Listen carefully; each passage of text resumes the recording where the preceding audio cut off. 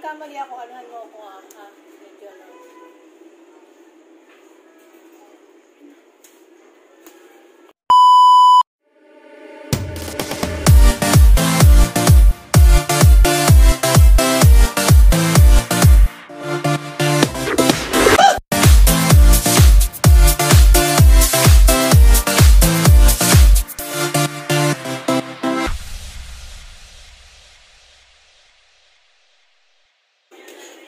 Maupay yung tanan.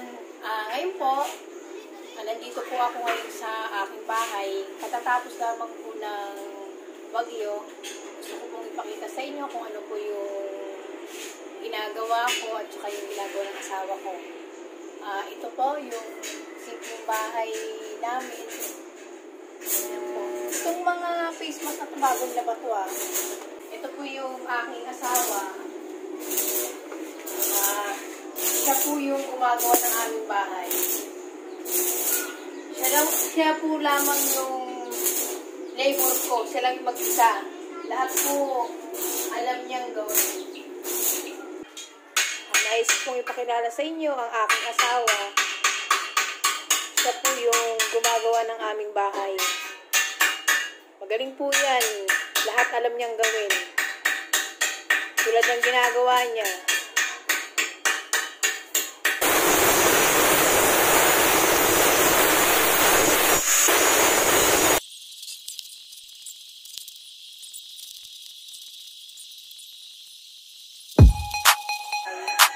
Kung mapapansin po ninyo, talaga siya maayos kasi inuunti-unti lamang po namin yung pag-aayos. Isa lamang po yung gumagawa nito, yung aking asawa, kasi po wala po kaming pambayad sa magagawa. Lalo na ngayon, pareho kaming walang trabaho. Ang kagandahan lang, kahit paano, nakatipid talaga kami. Siya yung matyagang nagagawa, paunti-unti. At nagpapasalamat naman ako. Ito po yung dalawa kong alagang aso. Sa umaga po, ang ginagawa ko sa kanila, pinapainom ko muna ng gatas. Ayan po yung gatas. Para mabusog muna sila sa umaga. Parang tao, nagkakape tayo o kaya naggagatas. Kanina po, nag-inis po yung asawa ko. Nakikita niyo po na medyo magulo pa. Nakikita ninyo, no? Yung aking mga talong. Yung mga talong, yung mga dahon po. Nagkalasog-lasog. Ayan po. Ito po si Baging Hinta. Medyo na-damage siya. Lalo na po naman si Bagyong Ronnie. Ayan po. Yung aking sweet princess. Tignan niyo po nangyari. Ayan po. Oh, parang akala mo parang may sunod siya sa mga dahon niya. May mga nabale. Ito, lalo na to. Nabale. Kaya po ng hapon, sobrang lakas ng hangin dito. Ay, hindi ko na po nakakatakot. Ayan po yung aking mga halaman. Buti yung aking palaya. Ito po, bagong palaya ko hindi naman po nadami.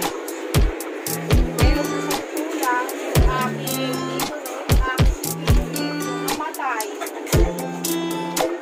Yan po. Namatay po. Wala na po. Tinanggal ko yung kanina. Makikita nyo po, no? Yung ampalaya ko dito, nagkanta po tutol. Ayan po.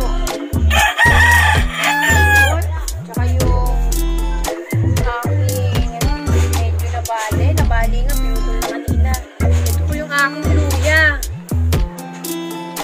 Tinanggal na ng asawa ko. Ayan po. Yung aking mga papaya. Nakikita niyo po, na-damage po yung kanilang dahon.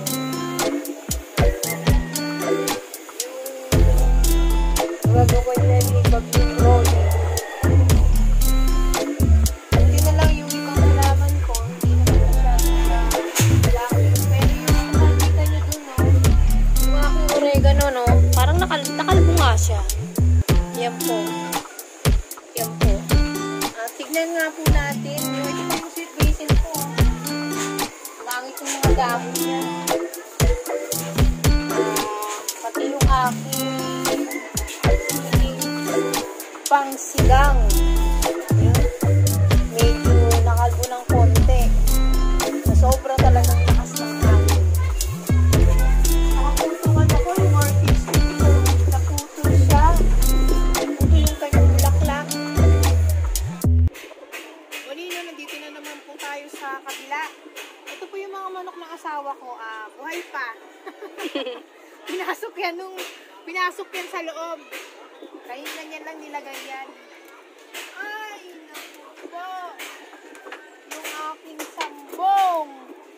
Tignan niyo naman po nangyari sa sambong ko. Diyos mio. Sa lakas ng hangin. Ang ganda-ganda nito. Grabe. Ano nangyari? Ito yung aking mga tanim na pechay. Yung tanim ko pong pechay ba? Okay pa. Maganda yung mga dahon niya. Yan, nagtanim po talaga ako ng ng mga pechay kasi ngayon talaga ang mahal na ng mga isang tali ng pechay, hindi pa magagandang mga mga dahon, maliliit pa. Maliliit pa ang tubo, tapos pinasubukan. Pero ang pernis ang gaganda ng tubo ng aking pechay. Ginaganito ko po yan kasi po kaya po siya may ganito dahil hindi ako nakakabuhay agad-agad ng pechay dahil inuulahan ako ng mga ibon. Kaya ginanito ko talaga sila. Salamat naman ako, hindi sila ganong na damage ng Bagyong Glory at ng Kinta. Ito po, yung aking mga sili.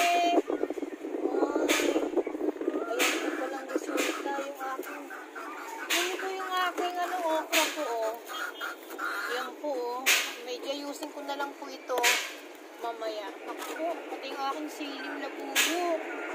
Ako, yun, nabunga na sila.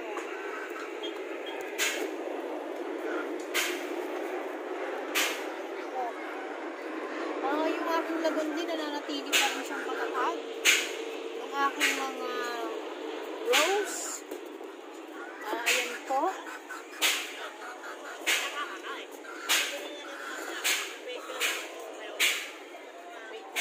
Tayo ng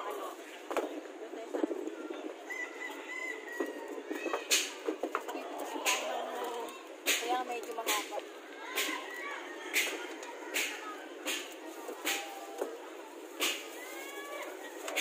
Ngayon po ay magluluto tayo para sa hapunan. Magluluto po tayo ng tilapia.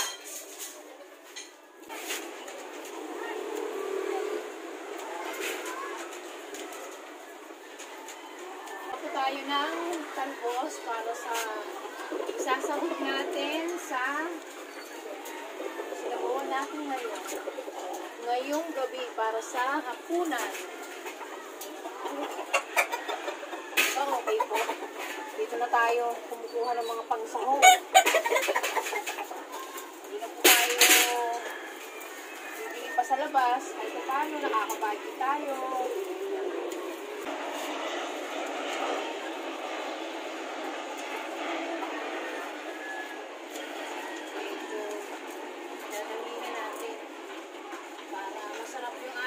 Sinabawan.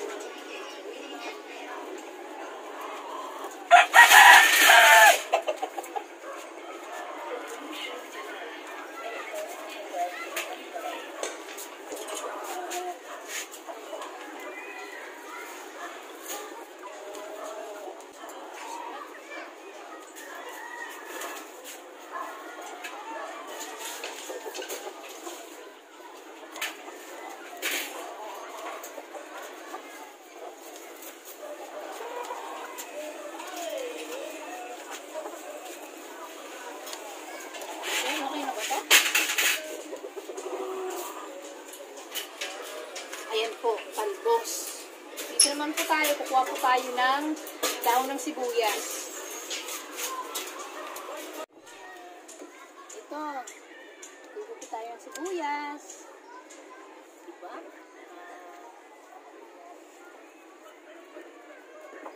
Okay na yan. Kulang pa. Kamyas.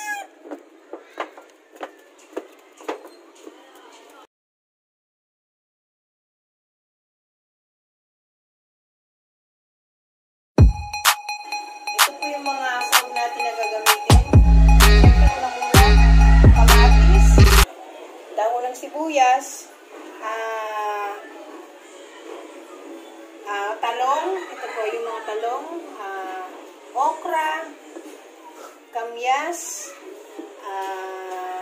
talbos na galing sa ating rooftop.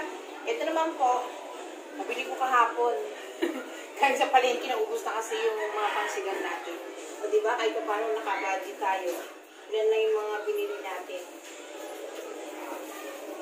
Ngayon po, ihiwain natin.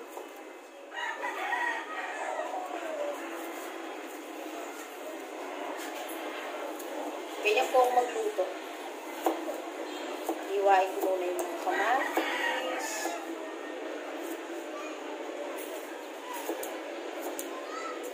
Ayan. Pwede na po kahit isang ano lang para hindi siya kasi ako talaga pag ako nagluluto ng sinigang, lalagyan ko talaga ng siling pangsigang. Kasi malasa kasi ang sili. Yung sibuyas po natin, ating pong tutulin. Yung okra natin, yan po. Pwede naman kahit hindi lagyan ng okra. May nakita akong okra kaya sama na siya. Diba po? Tapos, yung ating talong na bilog.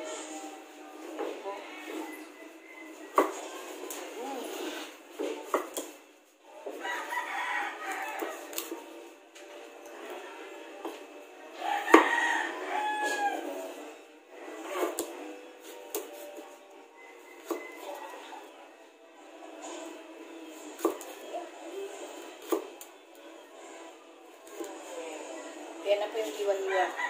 Lagyan natin sa kahit yung ano na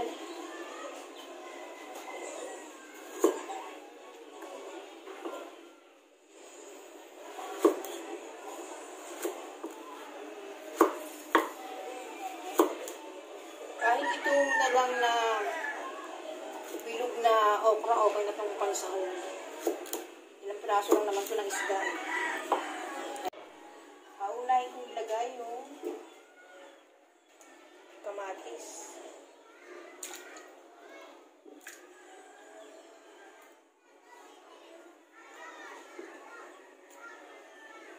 Okra. Siya sinabawan.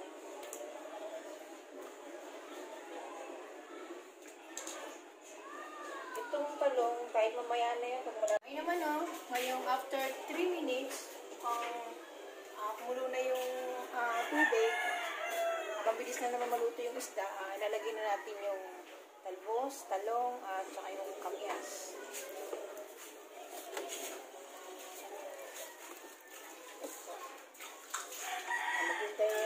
Maghintay ulit tayo ng mga 5 minutes. Ngayon po, kumulo na siya, kaya ilalagay na natin ang isda. Ngayon po, dagdagan natin ulit ng asin para mas malasa siya.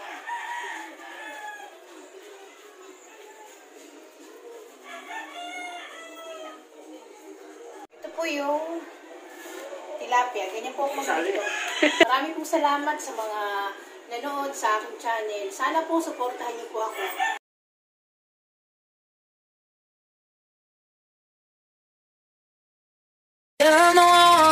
Could you be the one?